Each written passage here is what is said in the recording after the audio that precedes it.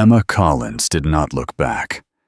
The dust rose around her boots as she walked down the only road out of Willow Creek, her small carpet bag clutched tight in her trembling hands. Her chin was high, her back straight, but her heart felt like it had been crushed beneath the very town she had once believed would be her new beginning. She would not cry where they could see her. 6 months earlier, she had arrived in Willow Creek with hope in her eyes and books under her arm. A young schoolteacher from Boston, only 22 years old, determined to bring learning and light to a rough western town. She had believed in fresh starts. She had believed in fairness. She had been wrong. The mayor's wife had never liked her. An educated woman who spoke her mind was not welcome in a place that preferred silence from women. Yet when Emma refused the mayor's brother after he cornered her one evening outside the schoolhouse, the whispers began. By the end of the week, lies had spread faster than prairie fire. They said she behaved improperly with a married father. They said she was not fit to teach children. They said she brought Eastern corruption into their town. Not one person had asked her for the truth. This morning, when the school board told her it would be best if she left quietly, she did not argue. There was nothing left to fight for. As she walked past the general store, people stood on the wooden boardwalk watching her. No one called her name. No one said they were sorry. That silence hurt more than the lies. The stagecoach would not come for 3 days. The nearest town, Silverdale, was 30 miles away. Emma did not care. She would walk if she had to. Better to face coyotes than cruel neighbors. Behind her, hoofbeats sounded on the dirt road. She kept walking. The hoofbeats slowed. A horse came alongside her, matching her pace. "Not alone again," a deep voice said gently. Emma stopped. She turned and looked up into the blue eyes of Ethan Everett. He sat tall on his chestnut horse, his wide shoulders outlined by the rising sun. His hat cast a shadow over his face, but his eyes were clear and steady. "Mr. Everett," she said stiffly, "I am perfectly capable of making my own way." He swung down from the saddle with easy grace. At 28, he carried himself like a man who belonged to the land itself. Calm, strong, certain. "I don't doubt that," he said quietly. "But 30 miles of open country isn't safe for anyone, especially not alone."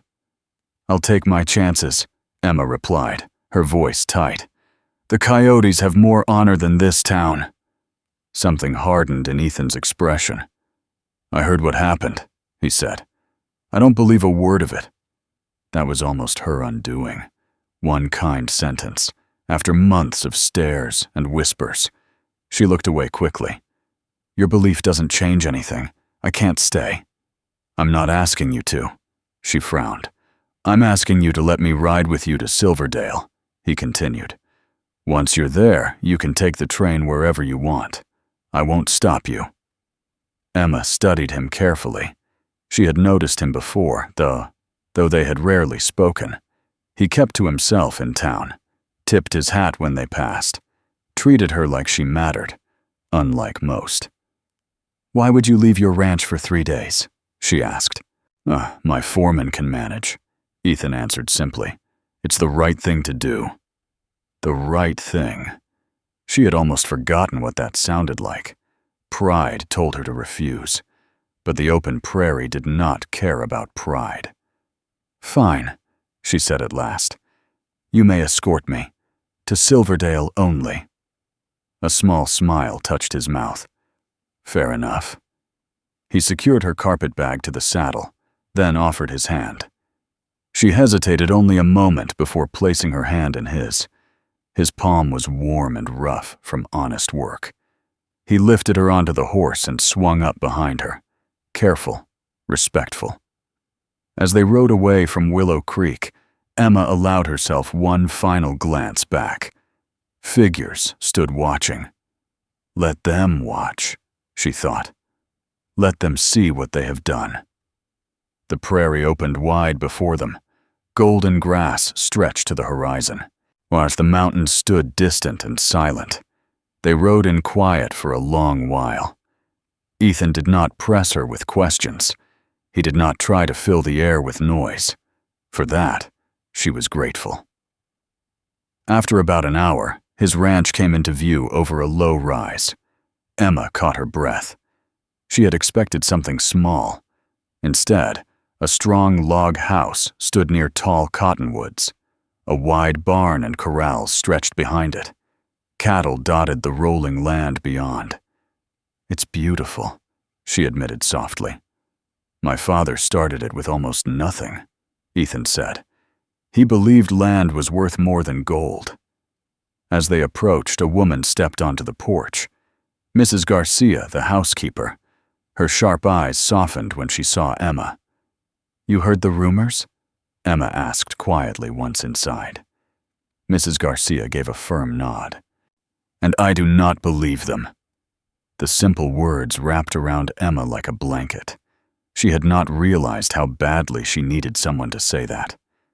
Over breakfast, plans were made. They would leave at first light.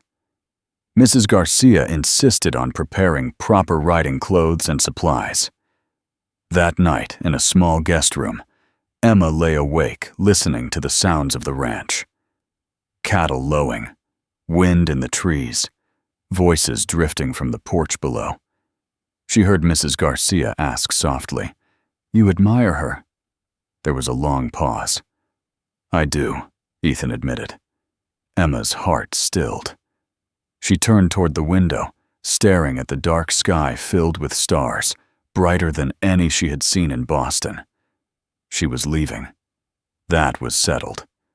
Yet for the first time since the lies began, she did not feel entirely broken. At dawn, but she dressed in the sturdy riding skirt Mrs. Garcia had prepared. Ethan waited outside, horses saddled, coffee steaming in the cool air. "Ready?" he asked. Emma looked east, toward Silverdale, toward escape. "Yes," she said. But as they rode side by side into the wide open country, she could not shake the feeling that something unexpected had begun the moment he had said those words. Not alone again. And for the first time in weeks, she did not feel like she was walking away from everything. She felt like she might be riding toward something instead. The second day on the trail felt different. The prairie was wide and open, but Emma no longer felt swallowed by it. She rode beside Ethan instead of in front of him now, her gray mare steady beneath her. The wind moved gently through the tall grass, and the sky stretched blue and endless above them. For the first time since leaving Willow Creek, Emma felt her chest loosen. They spoke more that morning. Ethan told her about growing up on the ranch, about learning to ride before he could properly read, about his father, who believed land was a man's true treasure. He spoke simply, without pride, and Emma found herself listening carefully to every word. "And you?" he asked. "Why did you come west?" Emma smiled faintly. "Freedom. In Boston, my life was already planned. Marriage to a proper man, a tidy house, charity visits." She shook her head. "I wanted to matter." "You do," Ethan said quietly. She looked at him then, surprised by how steady his gaze was. He did not say it to comfort her. He said it like a fact. By late afternoon, dark clouds rolled in from the west, and the wind turned sharp and cold. "We need to reach Miller's Crossing before that storm hits," Ethan said, his eyes scanning the sky. Rain began to fall before they saw the small trading post ahead. The drops came heavy and fast, soaking them within minutes. By the time they reached the wooden building, thunder cracked across the hills. "Go inside," Ethan told her. "I'll see to the horses." Emma hurried into the warmth of the trading post. Several men looked up, surprised to see a woman drenched and alone. Moments later, Ethan entered behind her, rain dripping from his hat. They were offered one room, 2 beds. Emma's cheeks warmed, but she lifted her chin. That will be fine. Upstairs, the room was small but clean. A narrow bed stood on each side. A small iron stove sat near the wall. "I'll step out while you change," Ethan said immediately. His quick respect eased her nerves. That night, the storm raged outside while they ate hot stew downstairs. The room was crowded with travelers stranded by the weather. Emma felt the familiar weight of curious eyes. "Let them look," Ethan murmured. "They don't know you." "But they'll assume," she replied softly. "People assume what fits their fears," he said. "That doesn't make it truth." Later, in the dark of their shared room, lightning flashed against the window. "Ethan?" she whispered. "Yes. Thank you for treating me like I'm worth something." The silence stretched between them. "You are worth something," he said at last. "More than you know." Sleep did not come easily. Emma lay staring at the ceiling, or listening to the steady rhythm of his breathing across the room. She was supposed to be leaving this world behind, but her heart was beginning to root itself in it. Morning brought clear skies. The storm had passed. Sunlight poured through the window. Ethan was already gone when she woke. Downstairs, he returned carrying a folded newspaper from Willow Creek. His face was tight. "What is it?" she asked. He handed it to her without speaking. The headline struck her like a blow. The mayor's brother had confessed. The accusations against her had been lies, fabricated out of anger after she rejected him. The town council had voted to clear her name publicly. They were offering her job back. An apology. Emma's hands trembled. She should have felt triumph. Instead, she felt tired. "Will you go back?" Ethan asked carefully. She stared at the paper. "They believed him without question," she said. "They pushed me out without asking for the truth." "They're trying to make it right," he replied. "Too late," she whispered. They left Miller's Crossing and took the high road toward Silverdale. The trail climbed into the hills, offering a wide view of the land below. Everything looked washed clean after the storm. "Home isn't always a place," Ethan said suddenly as they rode. "Sometimes it's who makes you feel like you belong." She glanced at him sharply. "What are you saying?" He was quiet for a long moment. "I'm saying that these past days, I've realized I don't want to say goodbye in Silverdale." Her pulse quickened. He drew his horse closer to hers. "I admired you from afar in Willow Creek," he continued. "But riding beside you, hearing your heart. Emma, I care for you." The wind moved softly around them. She swallowed. "I don't want to say goodbye either," she admitted. They stopped in a quiet clearing to rest the horses. The world felt still. "I don't want you to leave," Ethan said, stepping closer. "Stay at the ranch. Build your school there. Stay with me, not as a guest." He hesitated only a second. "As my wife." Emma's breath caught. It was sudden. It was bold. But it felt right. "You barely know me," she said softly. "I know enough," he answered. She thought of Willow Creek, of whispers, of cold stares. Then she thought of the way he had ridden beside her without hesitation. Not alone again. Tears filled her eyes. "Yes," she whispered. "Yes, Ethan." His smile broke wide and bright as the sunrise. He stepped forward slowly, and giving her time to pull away. She did not. When he kissed her, it was gentle, steady, certain. They did not continue to Silverdale. Instead, they turned their horses back toward Everett Ranch. Emma looked at the wide open land around them and felt something she had not felt in months. Peace. Willow Creek could keep its apology. She had found something better. They rode home side by side, speaking of a school in the east wing of the house, of children who lived too far from town, of building something stronger than gossip. When the ranch came into view, Mrs. Garcia stood on the porch. She took one look at their faces and smiled knowingly. "Back already?" she called. Ethan grinned. Change of plans. He turned to Emma, his hand warm around hers. "Welcome home." Emma looked at the house, at the land stretching wide and golden under the setting sun. For the first time, she felt like she was not running from anything. She was choosing. And she was not alone. Wait, before we move on, what do you think about the story so far? Drop your thoughts in the comments. I'm really curious to know. Emma never thought she would ride back into Willow Creek with her head high, but she did. The next morning, she and Ethan drove into town in his wagon, not hiding, not rushing, not ashamed. The same wooden buildings stood along the dusty road. The same faces turned to look at her. Only this time, the whispers were different. The mayor met them outside his office, hat in hand. His face was red with embarrassment. "Miss Collins," he began, "the town owes you an apology." Emma stood tall beside Ethan. "Yeah, I accept your apology," she said calmly. "But I will not be returning to the school." The mayor blinked. "You won't?" "No," she replied. "I am to be married. I'll be opening a school at Everett Ranch for the children who cannot travel to town." Murmurs rose from the people gathered nearby. Married? To Ethan Everett?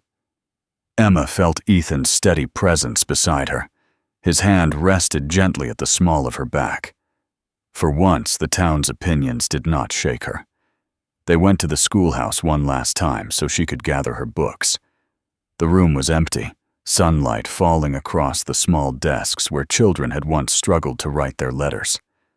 A small voice called her name. She turned to see Sarah Jenkins running toward her, braids bouncing. "Miss Collins!" the girl cried. Are you coming back?" Emma knelt and smiled gently. "I'll still be teaching," she said. "Just somewhere new." Sarah's face brightened. "That's good. Billy Cooper never learned proper because he lives too far out." Emma laughed softly. "Then Billy Cooper will have a place in my classroom." As they drove away from Willow Creek for the last time, Emma did not look back with sadness. She felt free. The wedding took place 2 weeks later under a bright blue sky at Everett Ranch. Neighbors came from miles around. Families who had once struggled without schooling for their children stood proudly in their Sunday clothes. Even a few of her former students made the long ride to see their teacher marry the cowboy who had ridden beside her. Emma wore a simple ivory dress. Her auburn hair was braided and crowned with tiny white flowers. But she did not look like the disgraced teacher who had walked out of town. She looked strong. When her father arrived from Boston with her mother and sister, he stepped down from the wagon and studied the land with quiet surprise. "This is your life now?" he asked. "It is," Emma said proudly. Ethan shook her father's hand firmly. "Sir, I promise you, she will never walk alone again." Her father's eyes softened. "That is all I need to hear." Under an arbor of climbing roses, with the prairie wind moving gently around them, Emma and Ethan spoke their vows. "I choose you," Emma said, her voice steady. "Not because I need saving, but because you stand beside me." "And I choose you," Ethan replied, "because you are the bravest woman I've ever known." When the minister pronounced them husband and wife, the cheers echoed across the open land. The school opened a month later.